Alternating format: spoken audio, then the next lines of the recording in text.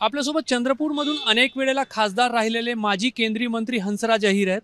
अहिरजी, चंद्रपूर लोकसभा मतदारसंघासाठी भाजपने अनेक टर्म नंतर आता एक नवीन उमेदवार दिलेला आहे. सुधीर मुनगंटीवार यांना उमेदवारी मिळालेली, काय पहिली प्रतिक्रिया?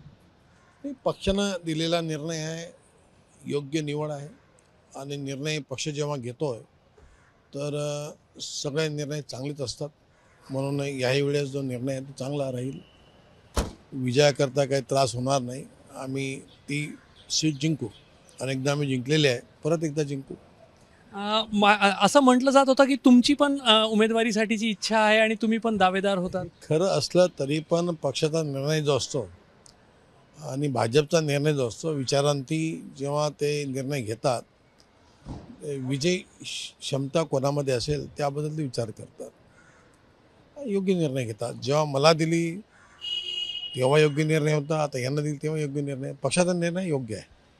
खरं पाहिलं तर मागच्या वेळेला NDAने आणि भाजपनं राज्यभरात मोठं यश मिळवलं होतं, पण एक चंद्रपूरची जी जागा आहे ती राहून गेलेली होती.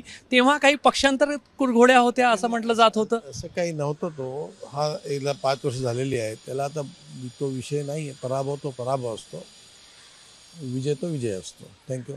कसं यंदा किती मताधिक्य राहील काय वाटतंय? जिंकू. आता एकदम असं सांगणं योग्य राहत नाही. जर भाषा वापरली तर अहंकार वाटतो, पण जिंकू.